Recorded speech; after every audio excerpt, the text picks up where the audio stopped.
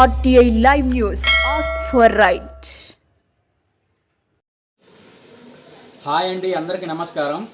నా పేరు Prasad, RTI live news Atmakur నియోజకవర్గ రిపోర్టర్ని. ఈ వారం మన ముఖ్య అతిథిగా ఆత్మకూరు మున్సిపాలిటీ 20వ వార్డు కౌన్సిలర్ అయినటువంటి సూరభాస్కర్ రెడ్డి గారితో కొంత సమాచారం. చెప్పు సార్, సూరభాస్కర్ రెడ్డి గారు, మీ యొక్క రాజకీయ ప్రస్థానం ఎలా మొదలైంది సార్? నేను గోయల సిరివెల్ల సొసైటీలో 5 రోజుల మీద డైరెక్ట్గా గెలవడం జరిగింది. ఆ రోజు నుంచి కూడా రాజకీయాల్లో నా వంతు కృషి చేసుకుంటూ వచ్చాను. ఆ తర్వాత ఆత్మకూరు పట్టణంలో బీడీ కార్మికుల యూనియన్ పెట్టి వాళ్ళకి ఇక్కడే వైద్యం చేసేటట్టుగా ఆ రోజు అధికారులతో మాట్లాడి డాక్టర్ తీసుకురావడం కూడా జరిగింది. ఆ తర్వాత మెకానికల్ యూనియన్ కోసం యూనియన్ గౌరవాధ్యక్షుడు ఉండి ఆ యూనియన్ కోసం వాళ్ళ ఫ్లాట్ కోసం వాళ్ళకి వచ్చే షెడ్ల కోసం పోరాటమే చేశాను. వాళ్ళకు కూడా న్యాయం చేయాలనే ముఖ్య ఉద్దేశంతో పోరాటం చేశాను. అదేవిధంగా మెకానికల్ యూనియన్ బీడీ కార్మికులకు కూడా అదేవిధంగా మెకానికల్ యూనియన్ అయితేమి బీడీ కార్మికులు అయితేమి ఆల్ కార్మికుల సంఘాలతో నాకు బాగా అనుబంధం ఉండేది. ఏ సమస్య ఉన్నా కూడా ముందు నేను పోరాటం చేయడం అయితే జరిగింది. అదేవిధంగా నేను హరికృష్ణ పార్టీ పెట్టిన తర్వాత ఆ పార్టీలో ఆత్మనిర్భర్ నియోజకవర్గ అధ్యక్షుడిగా పనిచేశాను. అప్పుడే పబ్లిక్లోకి కూడా రావడం జరిగింది.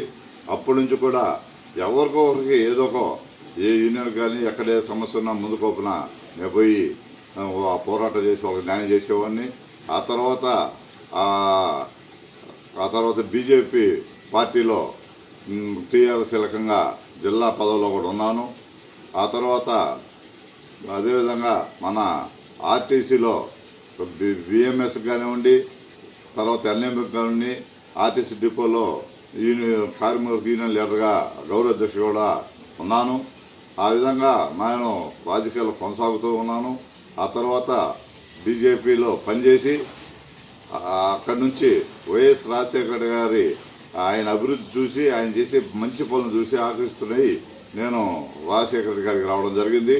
రాజశేఖర రెడ్డి గారితో ప్రయాణిస్తూ మేము ఆయన దగ్గర పోయిన 3 నెలలకి ఆయన మరణం అనుకోకుండా దేవుడు తీసుకెళ్ళాడు. అప్పటి నుంచి కూడా ఆ రోజు నుంచి కూడా జగన్మోహన్ రెడ్డితో మేము ప్రయాణిస్తూ మా రాజకీయ జీవితాన్ని కొనసాగిస్తూ జిల్లా బాధ్యత కూడా పార్టీ బాధ్యత కూడా నాకు ఇచ్చారు. వాళ్ళు నాకు ఇచ్చారు కానీ నేను సమస్యల మీద ఇప్పుడు గలవెత్తే వ్యక్తిని.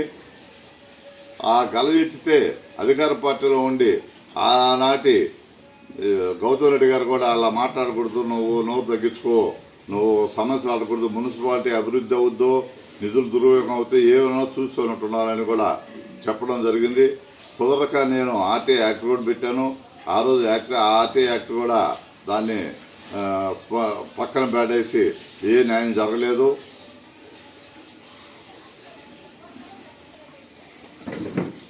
నేను ప్రజలకి సేవ చేయాలి, ప్రజలకి ఎక్కడో రకనే ఉపయోగపడాలనే ఉద్దేశంతో నేను నా రాజకీయ జీవితం కొనసాగిస్తున్నాను. అదేవిధంగా వైఎస్ఆర్ కాంగ్రెస్ పార్టీ తరఫున నేను 20 వార్డులో నా వార్డు 4 అయినా 20 వార్డులో నేను పోటీ చేయడం జరిగింది.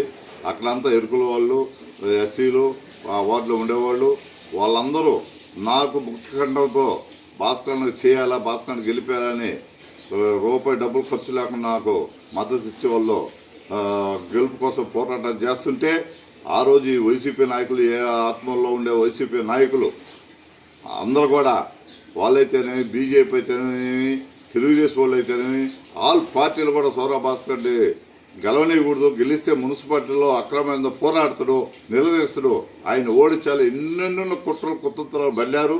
అయినా కూడా నా వార్డు ప్రజలు నన్ను నువ్వే ఉండాలని ముక్తకంఠతో నన్ను మంచి మెజార్టీతో గెలిపించారు.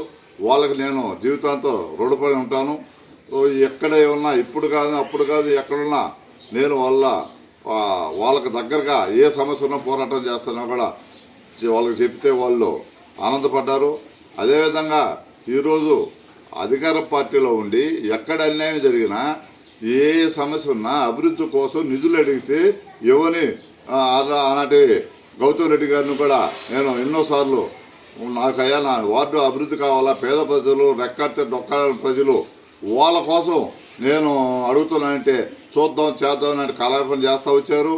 ఆ తర్వాత ఎన్నోసార్లు కనీసం 5-6 సార్లు నేను ఎస్టిమేషన్ ఇచ్చి అక్కడ వార్డు సమస్యల మీద 55 లక్షలకి నేను పనులు అడిగాను. 55 లక్షలకు కనీసం ఒక 2 లక్షలు కూడా లేదు.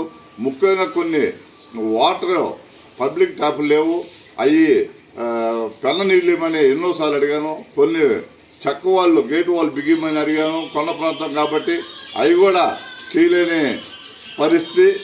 ఏమి చేయనప్పుడు నేను ఈ పార్టీలు ఎలా చేయాలనేది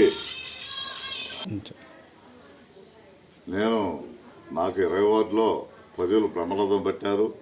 ఆ రోజు కూడా ఎందుకు ఈ రాజకీయాలు ఇంతగా ఉన్నానంటే ప్రజలకు సేవ చేయాలనే ఉద్దేశంతో, అదేవిధంగా వైఎస్ రాజశేఖర గారు మహానుభావుడి ఆశయాల కోసం, ఆయన చేసిన పథకాల కోసం ప్రజలకి అందుబాటులో ఉంటూ ఆయన ఆశయాలను నేను సాధించాలని నా కోరిక. అదేవిధంగా రాజకీయాల్లోకి వచ్చిన తర్వాత నేను రాజకీయాన్ని నమ్ముకున్నాను కానీ అమ్ముకోలేదు. రాజకీయాన్ని సేవ చేయాలనే ఉద్దేశంతో చూశాను.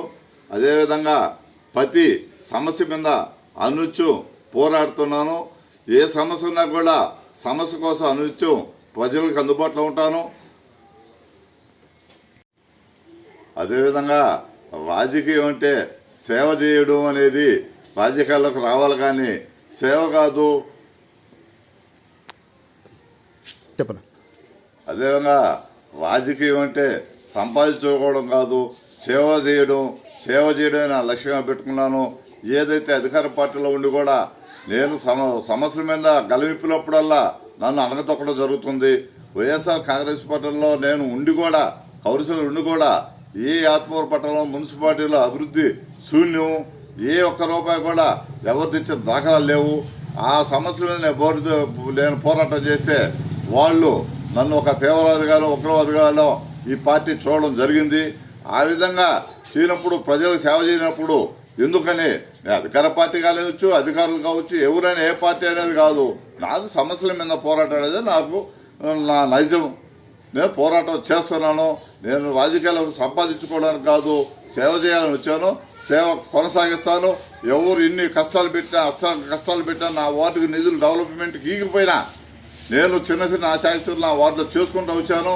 కనీసం ఇంత దుర్మార్గమైన పాలన సాగుతుంటే అధికారులు కానీ నాయకులు కానీ ఇది ఏం జరుగుతుంది, మున్సిపాలిటీ ఎక్కడికి పోతుంది, ఈ మున్సిపాలిటీని ఎందుకు ఈ విధంగా తయారు చేశారు, ఈ మున్సిపాలిటీని అభివృద్ధి లేదా, దీనికోసం ఏ నాయకుడు వైఎస్ఆర్ కాంగ్రెస్ పార్టీ ఎమ్మెల్యేలు కావచ్చు, అంతకుముందు మా గౌతమ్ రెడ్డి గారు కావచ్చు, ఎవరు కూడా చేసిన దాఖలాలు లేవు. అభివృద్ధి కోసం కేవలం రాజకీయ ఎలక్షన్లో మటుకు నటిస్తారు, ఎలక్షన్ పూట కనపడరు. ఇది వాళ్ళ నైజం. అదేవిధంగా సార్ భాస్కర్ రెడ్డి గారు, మీరు ప్రస్తుతం వైసీపీ పార్టీ తరఫున కౌన్సిలర్గా ప్రాతినిధ్యం వహిస్తున్నారు 20వ వార్డుకి. ప్రజెంట్ టీడీపీ తరఫున ఆనవ రామనారెడ్డి గారితో మీ యొక్క ప్రాతినిధ్యం వహిస్తున్నారు. మీరు దేని వలన అది నిర్ణయం తీసుకోవాల్సి వస్తుంది సార్? ఇప్పుడు రాజకీయాల్లో మనం వచ్చింది అభివృద్ధి కోసం.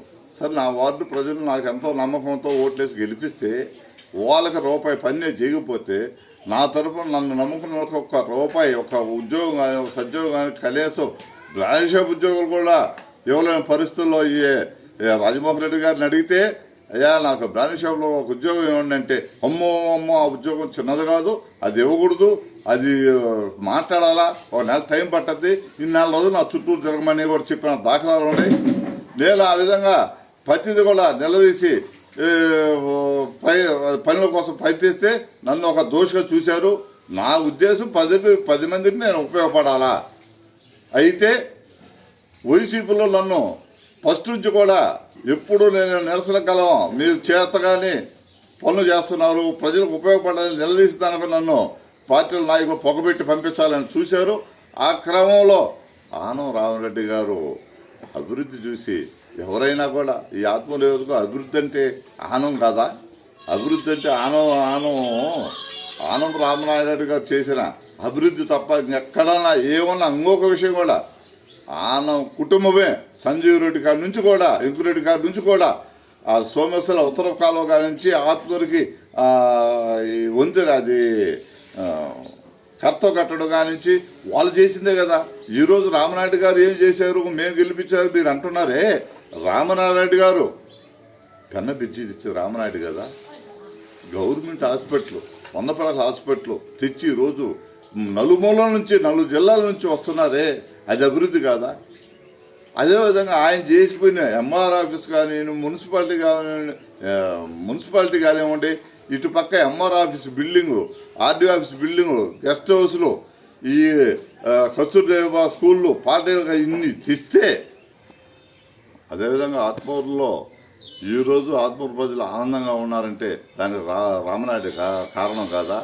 ఆ రోజు తాగునీరు పైప్ లైన్ తెచ్చి ఈ 5 రోజులకి 6 రోజులు తాగుతున్నాం. ఆ రోజు ఆత్మూరులో రామనాయుడు వచ్చిన ఈ ఫస్ట్ అక్కడి నుంచి పైప్ లైన్ తెచ్చి మంచినీటికి వసతి కల్పించిన వ్యక్తి రామనాయుడు కదా. ఆయన తెచ్చిన వాటర్ పైప్లో నుంచి అక్కడ ఫ్యాక్టరీ ఒకటి పెడితే ఆ ఫ్యాక్టరీ పెడతామని ప్రజల కాడ భూములు తీసుకొని వాళ్ళు కూడా ఉద్యోగాలు వస్తాయని ఆశపడి ఆ స్థలాలన్నీ మీ గవర్నమెంట్కి ఇస్తే ఆ స్థలాల్లో ఫ్యాక్టరీ వచ్చిందని చెప్పారు. ఫ్యాక్టరీ ఎట్ట గద్దలు దనుకోపోయిందో కూడా తెలియని పరిస్థితి. అక్కడ ఏమీ లేదు, అక్కడ ఫ్యాక్టరీలో కరెంట్ లేదు, దానికి సంబంధించిన ఏ హక్కులు లేకుండా ఈరోజు రామనాయుడు గారు తెచ్చిన పైప్ లైన్లో నుంచి మీరు నీళ్లు అది తరలిస్తామని తాగునీటిలో నుంచి ఫ్యాక్టరీకి తరలించడం ఎంతవరకు కరెక్ట్ అని కూడా ఈ సందర్భాన్ని అడుగుతున్నారు. మీరు మీ స్వతహాక నేను పలా చేశాను, ఇదిగో మాది ఇది అని చెప్పండి. హై లెవెల్లో కెనాల్ అన్నారు, హై లెవెల్ కెనాల్ చెరువు కడుతున్నారు కానీ కమిషన్ కోసం పైప్ లైన్ వేసారా అని అడుగుతున్నా. మీరు ఇక్కడి నుంచి మొదలు పెడితే ఇక్కడ మొదట్లో స్టార్ట్ చేయాలి కానీ కోసం చేసేది ఏంటంటే నువ్వు ఇంకొక 10 సంవత్సరాలు మీకు అధికారం ఇస్తారు, మీకు అలా చేయగలిగే శక్తి ఉందా? చేయలేరు. మీకు ప్రభుత్వం నుంచి నిధులు ఏ విధంగా తెచ్చుకోవడం తెలియదు. ప్రభుత్వం పోరాటం చేసి మేము ప్రజలు న్యాయం చేసేది మీకు తెలియదు. రామనాయుడు గారు విమర్శిస్తారా? ఇది ఎంతవరకు కరెక్ట్? అదే రామనాయుడు గారి చెరువు అక్కడ డ్యాము 1 రెడీ అయ్యేది, పైప్ లైన్ రెడీ అయ్యేది, అక్కడి నుంచి కూడా రైతులకి అసలు నష్టపరిహారం ఇచ్చేవాళ్ళు. ప్రతిదీ సంవత్సరం లోపల జరిగిపోయి ఉండేది. మీరు దాన్ని కూడా చేయలేకపోయారు. ఏ ఫ్యాక్టరీలో పోతే చేయలేకపోయారు. ఈ ఊర్లో ఏం చేశారని మీరు రండి, చర్చికి రండి, కూర్చుందాం. మీరు చేసిందేందో రామనాయుడు గారు చేసిందేందో మాటలొద్దు. ఎలక్షన్లో వాళ్ళ దోవడం, ఎవరికి సబ్బు లేడు, వాళ్ళకి జోబులు 10,000 పెట్టడం, వీడికి 10,000 పెట్టడం, మాకు డబ్బు ఉందో కదా మేమేమేం చేస్తాం అనడం. అభివృద్ధి అయితేనే మనుషులు, అభివృద్ధి చేసి పనులు చేసే మనుషులు ప్రజలు ఉంటారే కానీ చిల్లలు ఇస్తే అంతవరకు వాస్తవం కాదు. మీరు డబ్బుతో ఏమేమి చేయాలని మీరు అనుకుంటున్నారు. ఈ ప్రజలు ఖచ్చితంగా ఆత్మనియోజక ప్రజలు మీకు బుద్ధి చెప్పే టైం దగ్గరలో ఉంది. రావాలా చూడాలా, సరైన నాయకుడితో మేము పోటీ అన్నారు. ఎక్కడైనా రామనారాయణ రెడ్డి గారు జిల్లాలు ఎక్కడైనా గెలవని ఏకైక మా ఆర్టీఐ లైవ్ న్యూస్కి స్పెషల్ ఇంటర్వ్యూ ఇచ్చిన 20వ వార్డు కౌన్సిలర్ అయినటువంటి సూరభాస్కర్ రెడ్డి గారికి మా యొక్క ప్రత్యేక ధన్యవాదాలు తెలియజేస్తున్నాము.